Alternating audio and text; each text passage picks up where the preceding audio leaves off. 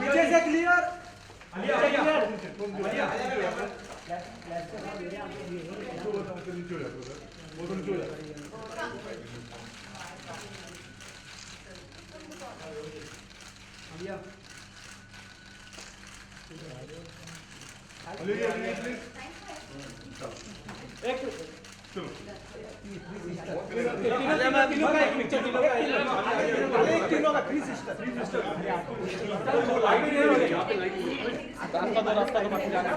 पीछे क्लियर कीजिए पीछे क्लियर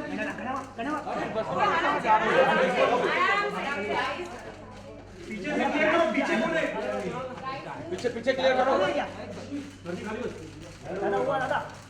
अरे नाइस अरे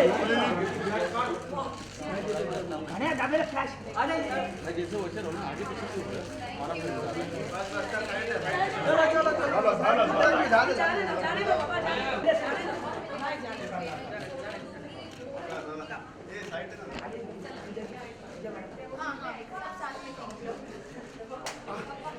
marvelous picture. I got a marvelous picture. That's nice.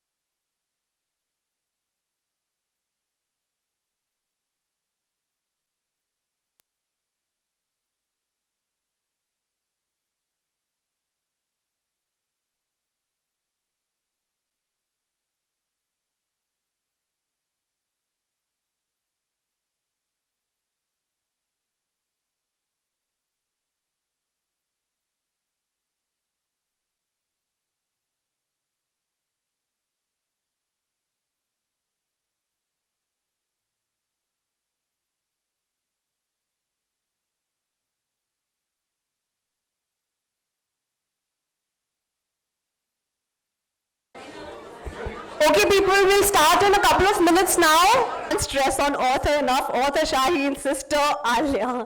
Thank you so much. Thank you. That was a really, it was a new introduction. Author Shaheen, sister Alia. It felt really nice. Like, all my blood vessels are jumping right now.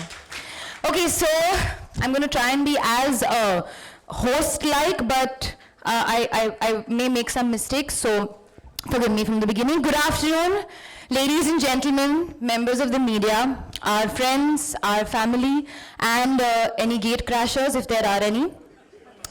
I want to start by thanking all of you all from the bottom of my heart for being here today, because today is a very, very big day for all of us. And just to have you here, listening to us, being with us, caring about what we say on stage, really, really means a lot, and I assure you we will not forget this day. I'd also like to thank Penguin and Landmark for hosting this event. Okay, so we all know why we're here, but just in case someone was not paying attention, Shaheen Bhatt has written her first book.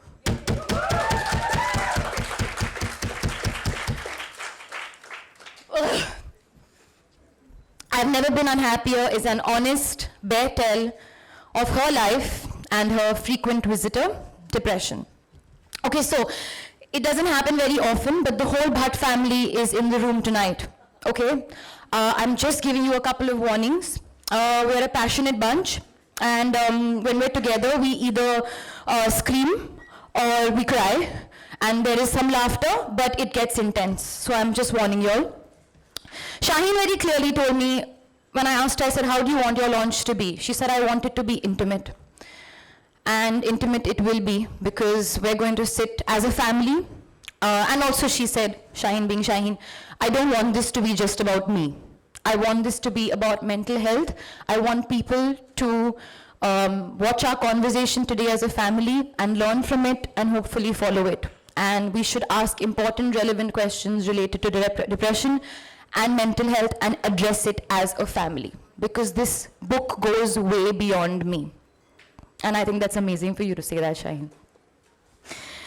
Okay, so let's begin the afternoon and the event. So if this was The Lion King, then we've reached that point in the movie where it's time to show off Simba to the world, right? And we can't do that without Mufasa. So, Mufasa, Mahesh Bhatt, who's also written the foreword for the book, please say some wise words. I mean, Wow. just try. I've come armed with some written thoughts because I was warned by Shaheen, you can't ramble. 1 second. Can you hear him? Yeah. I was It's gone off, no? warned not to, yeah, so I was told not to ramble off, so I've come armed with some notes. Well, first of all, I think the tone has been set much before the book launch is here, and thank you, Barkha, for doing such a fantastic job. Just when I thought that the world of news is dead, you shocked me, jolted me, and said, no, don't be so cynical. There are people who are still alive and can reach the depths where you live. So thank you very much. There's something deep and pure which comes right from the heart of the earth. It's well water. The word welcome means come to the well. Come to the well. That's the origin of the word welcome. I think this book comes from the deepest part of my child's heart. And she once again taught me that lesson which I learned when I was barely 15, 16. That human suffering is the womb from which, from where all great art, religious movement, political movements originate. Human suffering is the springboard of culture. And I think it is pain that works as the glue. As the politicians try to tear us apart and keep us apart for their self-aggrandizement, it is pain, the heritage of man, that keeps us together. That's why, as we celebrate 550 years of Guru Nanak Sahib, he said, Nanak dukhiya sab sansar. It's pain which is the glue which holds people together. And I think it's that that has brought this gathering here. It is that that has created such a phenomenal response for this book. It's already #1, I'm told. And I think just when we start feeling very dismissive about the times we live in, I think I'm very stunned by the generosity of people. The kind of responses Shaheen got just proves that there are human beings are very generous. And I was astounded by the kind of phenomenal feedback and the kind of abandon with which they bared their hearts just because of that interview, Barkha, that you did. So there's a world outside in this virtual age when we claim to be so fiercely connected, and yet are so alone. There is this screaming evidence that we are just dying to reach out to each other. That's why there's a great share of Iqbal Sahab, कि फासला शिद्दत एहसास से कम होता है, एक ज़रा हाथ बढ़ा ले तो छू लूँ तुझको. बात ज़रा से हाथ बढ़ाने की है, and then you see how many hearts you touch. But as I conclude, I can go on and on. I remember that Sufi fakir I met on Mahim Dargah when I was 15. He said to me, Baba, ऊपर वाले से मांग, दुआ मांग कि या अल्लाह तकलीफ दे. तो ऐसे ये कौन सी दुआ है? इसे बेटा दर्द जगाता है. अगर दर्द जगाता नहीं तो तू रात को यहाँ पर सिगरेट ढूंढता हुआ यहाँ पर मस्जिद के पास घूमता नहीं होता. So I think it is pain that keeps us awake, and it's pain that made Shaheen put pen to paper. And as the great Dalai Lama said, that it's the human obstacles that bring out the gold from you. And I am the proud father of 3 daughters and 1 son who was not here, I think. But I learned from my children. My children have taught me. Thank you, Shaheen, for teaching me. Teaching me that you did not let your pain go to waste. Thank you very much. I'm grateful. Thank you.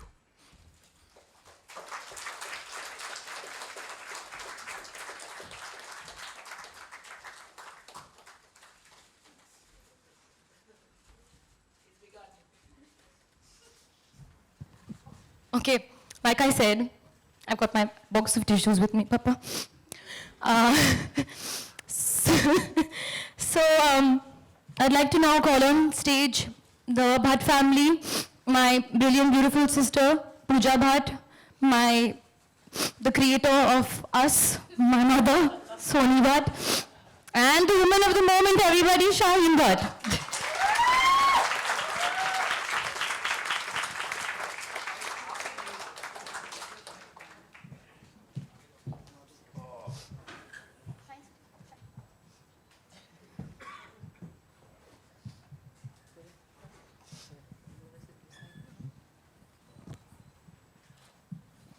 Okay, so what we're going to do is, of course, Shaheen has said a lot about her journey with depression and mental health and all of that through the book, which you guys can pick up in stores online now and read it. But what I find extremely personal, that she has actually included excerpts from her diary, right since the time she was 13 to now.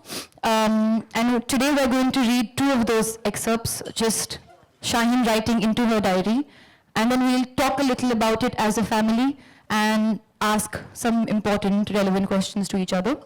So I would like my mum to read the first entry of Shaheen as a 13-year-old, right, Shaheen? Yeah, as a 13-year-old Shaheen. Okay, just to say hello everybody, thank you Penguin, thank you all for coming. And in true Bhatt style, I've just been informed that I'm supposed to read this. I've not seen the book before. I came from a flight from London this morning and I didn't bring my glasses. So now I have somebody else's glasses. I don't know how it's going to turn out. I'll try. This is our life. And they were very scared that I shouldn't read this out because it's emotional on top of it. Nina, your glasses are really weird. Okay. Time, 9:35 p.m., date 6/2/2001. Dear diary, why do I even start off this way? I have a splitting headache. I could almost die from the pain. Today was a bad day. I woke up late and I hardly studied, but I went to the market in the morning since I had to buy pens for the exam. I didn't have much lunch. I spoke to Namita in the afternoon. Only spoke for about 15 minutes. I got sad after hanging up. In brackets, yep, again. I've got a lot on my mind these days. I feel isolated and separated from the world. No one sees me. I'm constantly at war with myself. I know it's very cliche, but that's the thing. I only feel like crying these days. I get sad very suddenly. I feel like I'm no good. I know I'm fat and I don't look good, and school worries me. I'm no good at maths or Hindi. I'm afraid I'm going to fail this year and then everyone will think I'm a loser. I think Mama and Papa also expect a lot from me. They keep telling me how bright I am and how I will do well. What if I don't live up to their expectations? I think of Alia and how good she is at everything she tries. She can make them proud. I can't. I'm not good enough. I'm not good at anything. I'm a loser and I don't like it. I wish life wasn't so hard. Is that it? Yeah.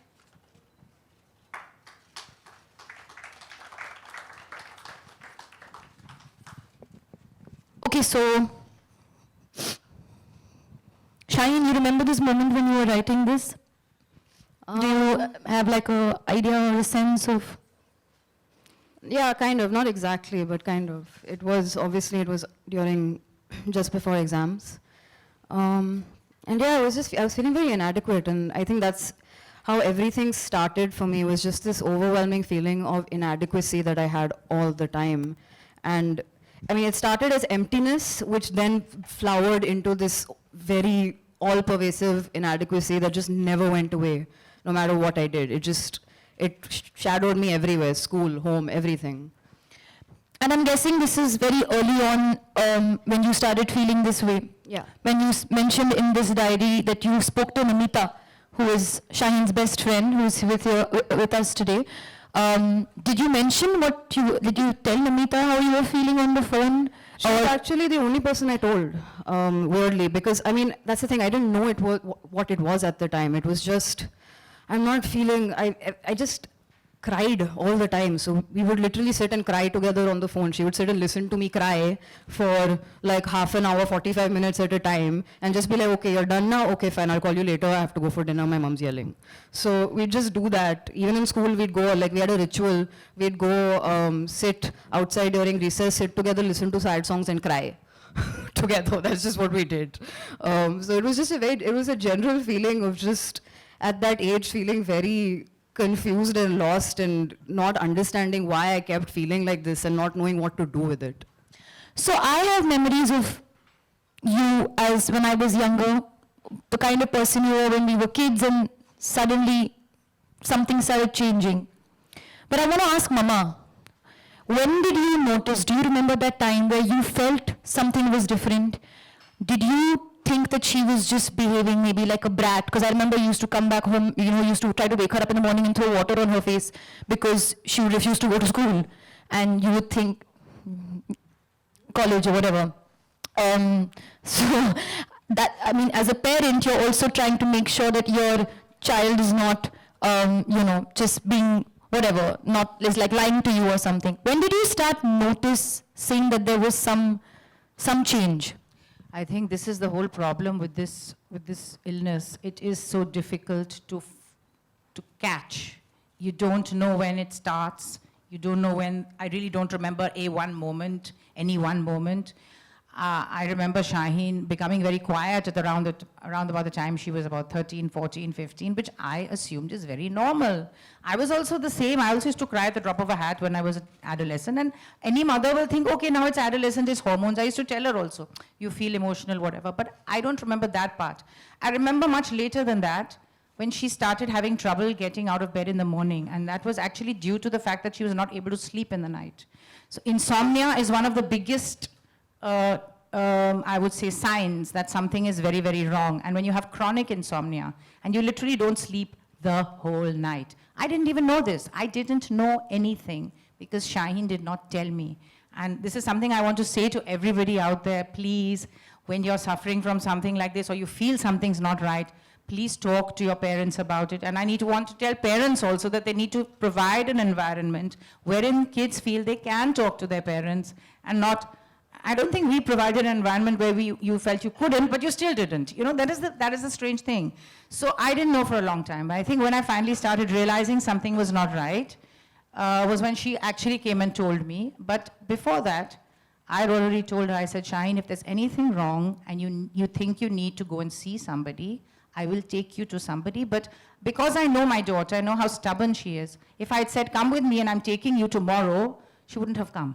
Or it would have been very difficult and she would have resisted everything. So I knew it had to come from her. So I said, when you're ready, I will take you to see somebody. Just tell me that. Okay, one second, I just want to... It took 1 year. It took her 1 year to come to me. I want to come back to the point you just said that she resisted. Shaheen, would you say out there for anybody who's watching this or who'll read whatever is written from today's event that it's normal to feel resistance to talk to people and to go out and get help? Like if somebody says, I think something's wrong with you, should we go talk to somebody? Do you feel like the resistance is a very normal, natural feeling? Yeah, absolutely. Because I mean, first you have to accept that you feel like there's something wrong that you need to get help for, which initially I knew something was wrong, but I was very adamant that I figure out how to fix it myself because I thought it would make me, I thought I was a very self-aware, intelligent, well-read person who, like, what does it mean that I can't figure my own shit out?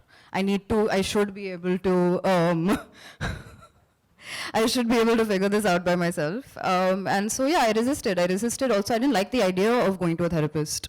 I didn't like the idea of meeting a therapist. Why? Because I was young and at that age, I honestly thought it meant that I'm crazy. I thought it meant that, okay, there's something wrong with her. She can't figure out her own brain. She need to go talk to somebody. Finally, when I realized it was completely out of my control, that's when I went and spoke to mom and I was like, listen, whatever I'm doing is not working. I can't fix it. This is not happening. So I need to see someone. Papa, you've mentioned time and again when we've had conversations that you've kind of felt maybe you've been depressed all your life and you just never knew about it. You feel a sense of like a melancholic feeling. When you've read Shaheen's book, you've heard her speak about, the way she feels. Do you relate to it? And in what way do you relate to it? I think when Shaheen, in 2007, when UG Krishnamurti was dying and I came back for the first time before I went back, I read out to her a very intense piece of what I felt with him because I was certain that he was going away. And he was the very breath of my existence and the bedrock on which the edifice called Mahesh Bhatt stood. And I remember at midnight after I came back and I read out to her the piece because I wanted to exhale. And she was hardly 18 or 19 and I read out to her and I could see that she inhaled me and she absorbed me and then she said to me, Daddy, your life is over.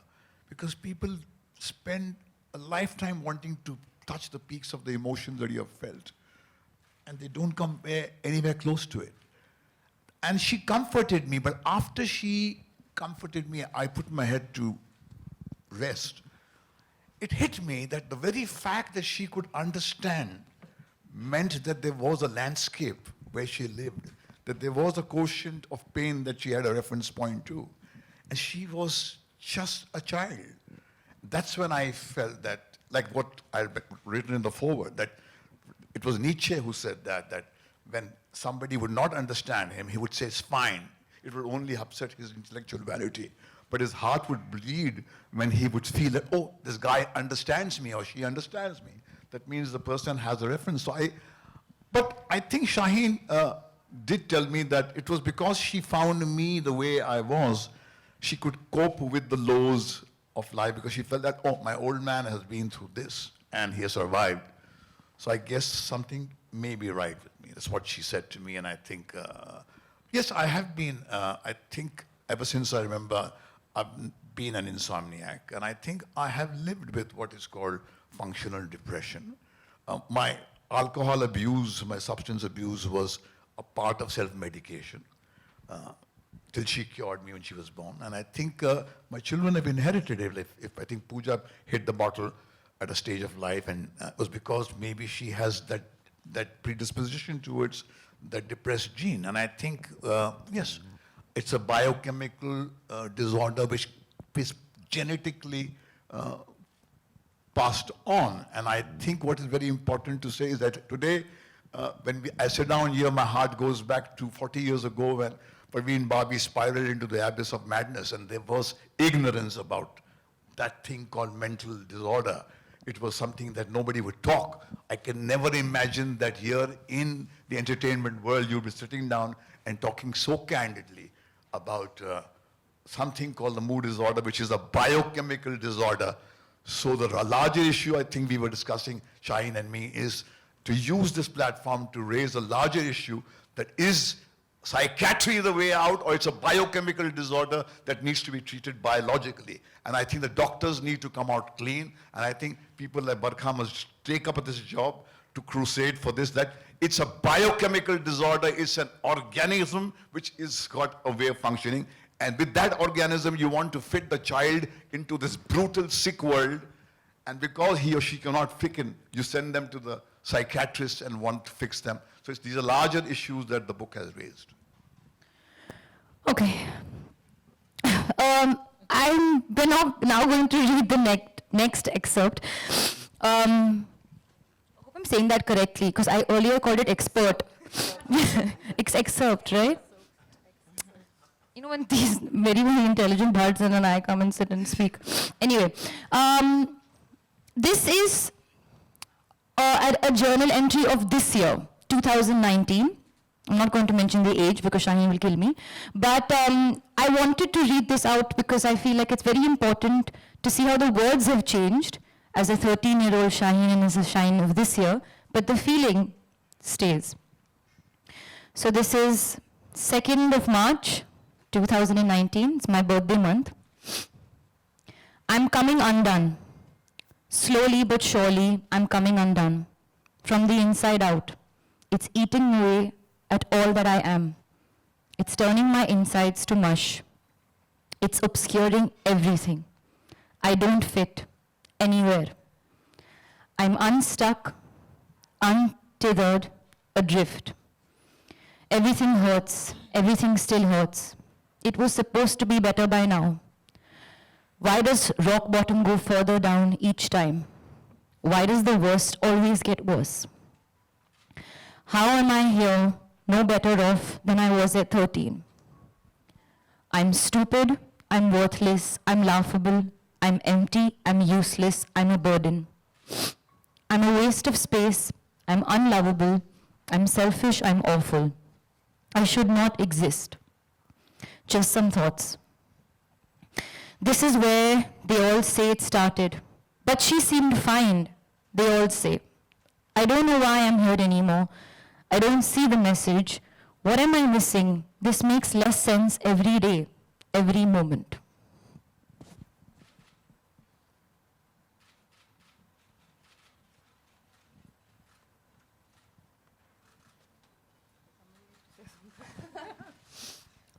Firstly, no, but I'm like, how are you so okay, like writing this and people reading? I don't understand. Like, this is like, how? Like, what were you thinking when you're like, okay, I'm going to put my pain out there for everybody to just read, and I have read out. This is the year your book. I mean, your book released last year. This is the year your paperback is coming out. It's such a big year for you. And you still say things like, I'm useless, I'm unlovable. I want to understand how you're feeling that way. And yeah, I want to understand it. I don't understand it myself. That's true. I don't know. I don't know. I've been talking to my friends about this. I've talked to you guys about it also. Weirdly, this has been one of the worst years of my life emotionally. Starting this year, it's been a place where I haven't been since I was 18. And again, it's like you're saying, this technically very nice things are happening to me right now. There are a lot of people, everyone I love is sitting, together here for me. But still, somehow, that's how I feel. And if I had an explanation, I would have a solution as well, which I don't. But the fact that I'm asking you this question, I think it shows something that I'm living with you. I've still not been able to understand it, and I'm still saying things like, but things are going well, which is a very common thing that people say, कि सब कुछ तो अच्छा चल रहा था, she had everything, or like you said, she was fine, she seemed fine. So what you're trying to say, Shaheen, is that when you feel that way, there's no understanding. It's just the feeling takes over everything that's happening. I don't have a reason. I don't have a concrete reason for why I'm feeling this way. It's not like something happened. Somebody Exactly. said something to me yesterday, which is why I feel like this. I have psychological triggers now because it's been 20 years of doing this on and off. But I don't have something that happens to me on a single day which will plunge me into 3 months of feeling like this. I wake up and the weather is bad. That's why I went to Pooja's house last week because I was like, I need to vent, I need to talk to somebody. And it's not even like I want to talk to you about everything. I was just telling her I'm feeling insecure, I'm feeling crappy, and I want to be able to say it. I'm done not saying it out loud because I feel like everyone's insecure and now nobody's saying it. And I'm feeling like there's something wrong with me because am I the only insecure person here? Everyone is, and I want to say it. So I was going to come to Pooja actually. Pooja, you have always been extremely like honest, vocal person about everything you feel. We all know if you feel something, you will say it. Like the way Shaheen has so brutally and so honestly said, and she just put it out there for everyone there so they can just see it. You've had similar experiences in your life where you felt a certain way. Do you have the ability to also put it out there so bluntly to yourself and to the world? Well, I think that it's a genetic flaw that we've inherited from our father, is that, you just say things as they are, not the way people expect you to say them. And I think the reason that you're so successful, my love, is because you have not inherited that exactly like me and Shaheen have, and you are able to separate the two. Because too much truth does not go down well in Bollywood. And we are living in a fake world full of appearances where people don't want you to say, I'm not okay. It's all surface. They don't give a damn whether you are a cocaine addict, whether you have an alcohol problem, whether you're taking sleeping pills. As long as you look okay and you show up and your waist size is a certain, circumference, it's all good because nobody cares what's happening on the inside. But I just want to go back to the day when my mother woke me up one afternoon and said, wake up, Pooja, you have a sister. And it was the 28th of November, and my father called her from the hospital when Soni gave birth to you. And it was a moment that I won't forget. And people might look at us and say that, oh, you guys are a very dysfunctional family, but I can assure you, our dysfunctionality is far more functional than most of your functionality. And I do know that this is one girl who, to be able to say that I'm not okay, is such a relief. And I remember you giving me this lesson when I was very young, and I was coming back from Goa, from a rave, and it was New Year's Eve, and everybody was feeling great revelry, and I was feeling damn low in the middle of all of that. And I called him, and I said that, I'm feeling almost suicidal. I just want to walk into the ocean and never come back. What will be lost to mankind? So he said, if you can say that, that means you're not going to do it. And then he said, do you remember Humpty Dumpty sat on the wall, Humpty Dumpty had a great fall? I said, yes. So he says, Pooja, then Humpty Dumpty falls down, and then it's up to the king's horses and the king's men to put Humpty Dumpty back together again. It's not your problem, fall apart. So that's all I've continued to do all my life, is fall apart, and then pick up the pieces, and then fall apart, and pick up the pieces, and then strangely you get more solid. And I think the Japanese have a term for this, is when a piece of porcelain or something beautiful breaks, they actually fill the cracks with gold because they celebrate that brokenness. And I think that if we can, all of my father's greatest work has been stuff that's come out of his brokenness, supposedly. Whether it's Zakham, whether it's Taste of Life, whether it was Arth, anything, Saransh, never came from comfortable places. And I think that today to sit here with this brave young lady who I know is going to be my go-to person when this man is not on the planet anymore, only you. Because she's the only one who gives me that strength, is because she is one person who I can look at and say, you know what, Shaheen, pardon my French, I'm feeling fucked right now. And she said, it's okay, it's all good, because I feel the same. So it's good, and I've rambled. But yeah, I think that whether it was the spiral into alcoholism, and melancholy is one of my greatest friends. I don't try to run from that. I think happiness is overrated. I think people bullshit all the time. They're miserable inside. So when I'm miserable, I just say I am, and the feeling goes away. So just say it loud. Internal bleeding is more dangerous. Even joy becomes a burden when you can't laugh.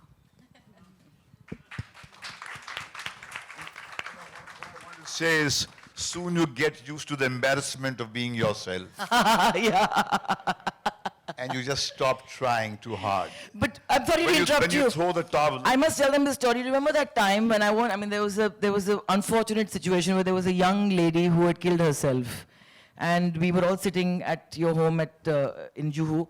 And Alia came in and she was like, what's going on? What's going on? I said, no, this has happened and somebody tried to kill themselves. I mean, they did kill themselves. So she said, oh God. And why would anyone do that? And then Shaheen said, well, I've contemplated suicide. And then I said, and so have I. And Alia was in the middle looking at Shaheen and looking at me and says, oh my God, what's going on? Both my sisters have tried to kill themselves or contemplated it. Remember that moment? So we had a great laugh about it and we're sitting right here. So we're It's not funny. Not funny. Not funny for my insides.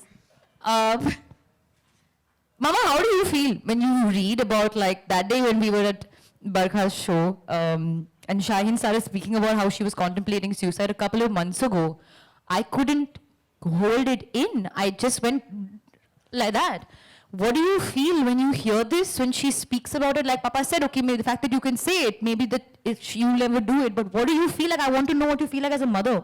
Well, obviously, terrified. I mean, if my daughter comes to me and says, I have tried this, and she came and told me many, many years later, so when she actually did try whatever she tried, I was completely unaware.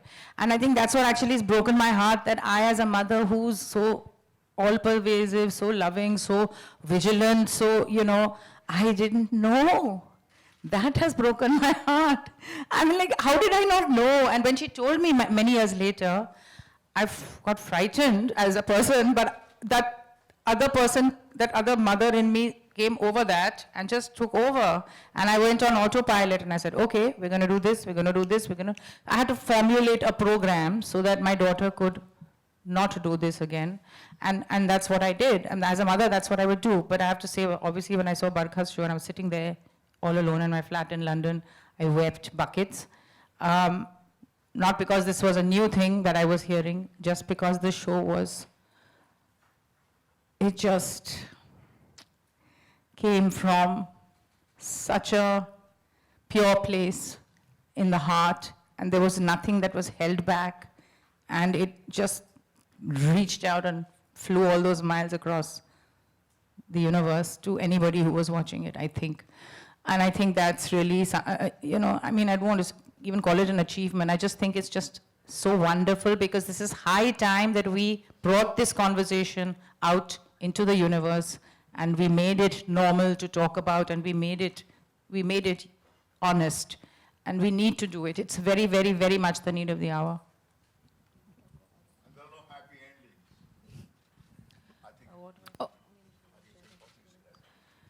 Well, yeah, I suppose there is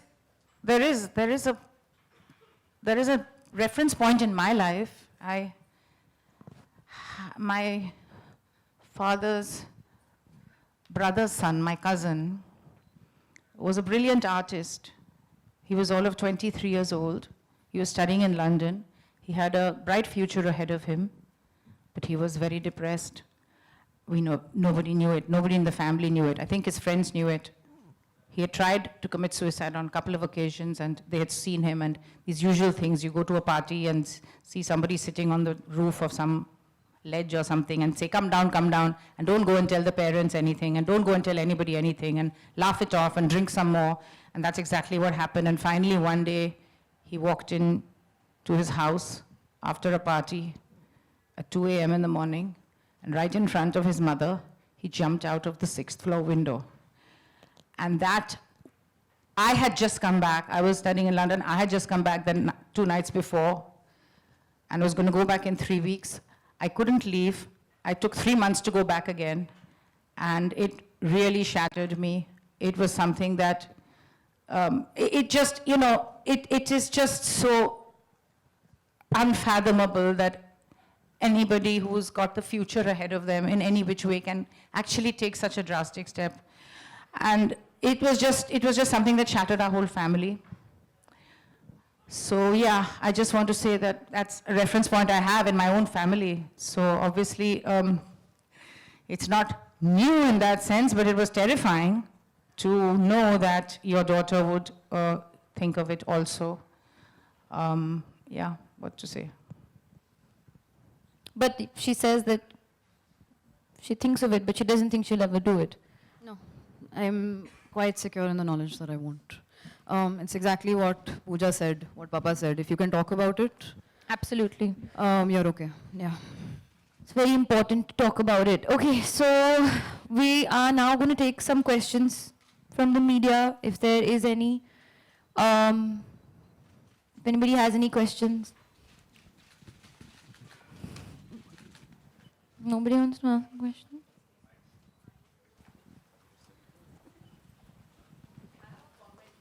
Yes. But I have this comment for my dear friend Soni. Shaheen, you're not the only one she's thrown water on and woken up early in the morning to get to work. She's done it to me as well. I Hi, Alia. remember it well. Hi Alia, Faizan this side from news helpline. मेरा सवाल आपसे है, personally आप क्या सोचती हैं depression के बारे में? What's your personal views on depression?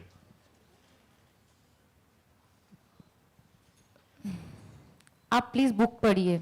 मेरे पर्सनल व्यूज़ सिर्फ मेरी बहन के ज़रिए है, और मैं बस यही कहना चाहूँगी कि even as a sister who's like, जैसे मैंने पहले ही कहा था, who's lived with Shaheen for 26 years, मैं भी अभी समझी हूँ what she feels. मैं उससे, how do I respond to her? What I could have done better, what I can do better, which I will also ask you at some point, Shaheen, that it's very important that you tell everybody sitting on the stage what we could have done better or what we can do in the future for you. But this book is for everyone. People who know people who are depressed, people who have been depressed, people who have never been depressed. It's for everyone, and you will understand a lot. Please, so aap book padhiye. Okay. Say something, I think the most important thing that you can do, correct me if I'm wrong, is that never ask somebody why they are depressed. Why? You have everything. There's a fallacy that ये तो बहुत ही rice लोगों की बीमारी है, कि you have the luxury of being depressed. Not true. So that is something that misconception needs to be erased generally. That It's Shaheen not, was it's not a telling me luxury. that India is the I have a very most... important point to make. India is the most- I think what is very important from Shaheen's book is she doesn't have it's not a happy ending. There's no happy ending. She says, I still go through the throes of depression. And just 6 months back, she had this kind of dark, very dark space where she went to. So I would say that first of all, let us as a society be brave enough to say we don't have answers. Neither do the medical practitioners have the answers. I think the National Institute of Mental Health needs to be asked a question. Is it a psychobiological problem? So then stop this nonsense of psychiatry and healing through words. I have a headache, you can't cure me by talking to me. If diabetes is a biological problem, you need a physical intervention. So I'm asking, I don't know. She's decorous enough to say, I'm 71, she's 30. We don't know. It's not an academic book. It's a journey of a woman who is writing about those harrowing days. And she says, this is what I went through. Maybe you have gone through the whole thing. I don't have answers. I have coped with it, and I'm certain that if she has coped with it, even you will. So I think as a society, let us sit down, जैसे कि भैया घर वाले बैठते हैं और बिरादरी में बैठते हैं कि भैया कि हमको ऐसा महसूस हुआ, क्या इसका, तो बोलता बेटा ये ट्राई कर ले, शायद ये काम आ जाए. So according to me, my answer is that Shaheen, you get used to being in the company of yourself. No, but I think what's important, Papa, which is exactly what my sister said, that I want to show us sitting together as a family, talking about it. This whole thing, कि अरे इसके बारे में बात मत करो. It'll go away, it'll go, put it in your mind. That's something that she was very clear. I want people to feel like it's okay to talk about it, and it's important to talk about it. So that's why we are doing this. We are not we can sit there, have this conversation at home as well, and we've all had it in our individual capacity. Which is why most people need to go out there for help, because they do not have real conversations on their own dining tables with their very own. You cannot share with your mother and your father what you should be sharing, and you go to your neighbor's house. Then there's a failure in parenting somewhere. I'm just glad that I have born to people and I have a family where I can come home and I can kind of bare my soul, good, bad or ugly, and that has kept me going. So I think that's what we need to be, is listen to each other more. Don't have these expectations of each other and then say that, you know what, just brush it under the carpet, it's going to go away, go take a pill, it's going to go away. No, we're living in a sick society to begin with. It's not a pleasant world to live in right now. You can't be happy with the way things are. If you are, you're brain dead. And Shaheen has always been somebody, from the time she was a child, she looked at life very intensely. She always kind of heard more, she saw more. The frivolity of life was not what appeased her. So if she feels this way, it's because there's something wrong with the world also. And you can't fix it. Which is why I used to drink, because you can't fix the world, you try to numb yourself. So the thing is that I feel that somewhere we need to talk more, we need to share more, we need to judge less. That's very important. And also, I just feel that, just to add to what Pooja is saying, that sometimes you might have the best parents in the world, but they won't be able to help you. They will be helpless because you say this, I feel this, and you just don't know what to do. You don't know how to help someone. Hence, you do need a trained person to guide you through a certain way of tackling this. Am I right, Shaheen? No, absolutely. But also that's the thing. I think this is what I've said in the book as well. We're kind of in the middle ages of psychiatric medicine and just our understanding of the human mind. We don't know where human consciousness comes from. We don't know why we think the way we think, why we are walking, talking, breathing people the way we are. And as a result of that, psychiatric science is also kind of in its very early days. We're very far along from what we were a few years ago, 20 years ago, but we're still figuring it out. Even therapy, going to a psychiatrist, it's like being, for them, it's like being detectives as well as being doctors, because they have to figure out there's so many different reasons, biological reasons that one could feel this way. It then becomes psychological. So I think it's one of those things, you need to do it in conjunction with somebody who you feel can help you and guide you, like anything else, really. Okay, we have some time for two more questions. Kanchi. Kanchi. It's for Shaheen. So there are people who, for the lack of a better word, were not strong enough to cope with their depression. So for people who've been in their life, they look behind and they wonder what they could have done differently. And I know Alia struggles with that too, with you. Like, do you leave a person, or do you tread lightly? Are you meant to be intrusive? You don't know the right way. Is there,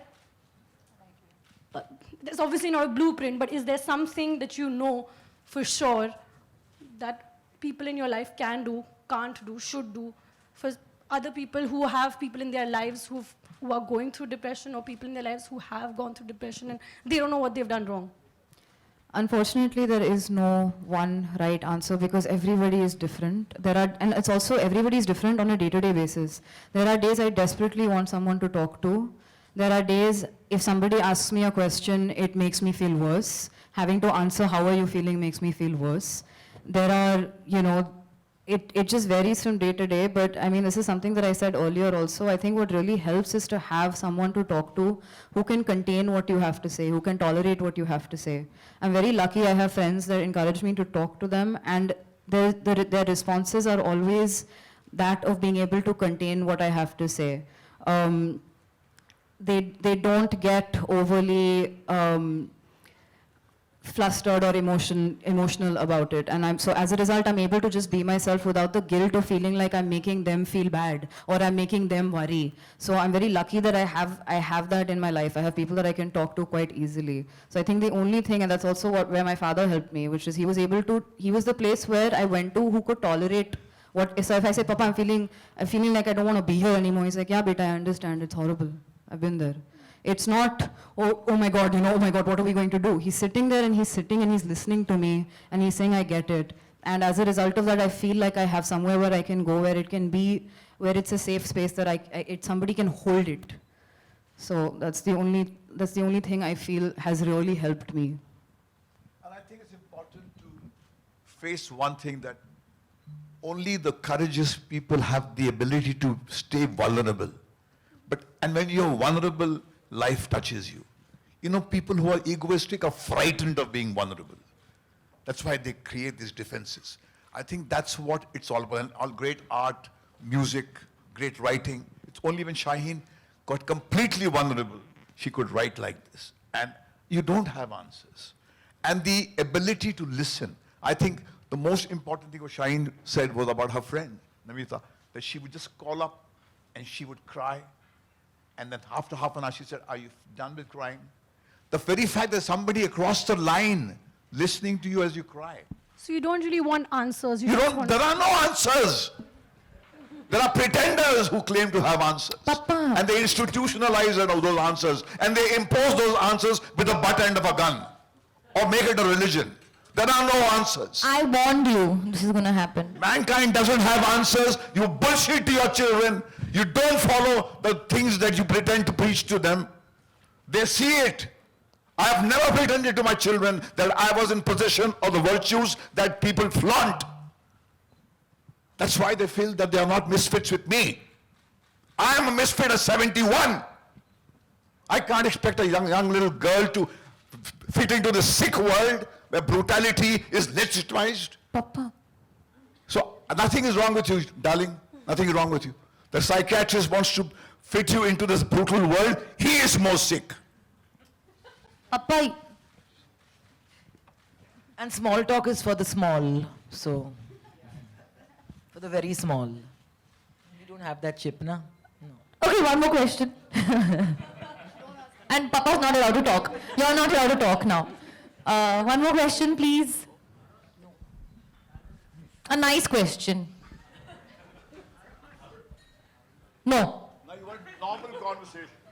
Nobody wants to ask questions. It's great. Then we'll move on. We are very happy to. Okay, cool. Done. So now But I just want to congratulate you, you brave young woman, because I think the most important thing that Shaheen does, like somebody on my set the other day, I'm actually acting after I don't know how many years again, but came to me and they said, "Oh, your sister." And I presumed that they were going, about Alia. And they were like, no, your sister Shaheen is so courageous. I said, why? What happened? We saw her interview and please thank her for normalizing what we try to gloss over all the time in this business that we are in. So everybody is depressed. She has had the courage to say that she is, and she's given everyone a signal that you're not alone. Okay, before we exit and Shaheen wants to say, you want to say something? We have to first launch the book. So we will all launch the book. So this is the moment, guys.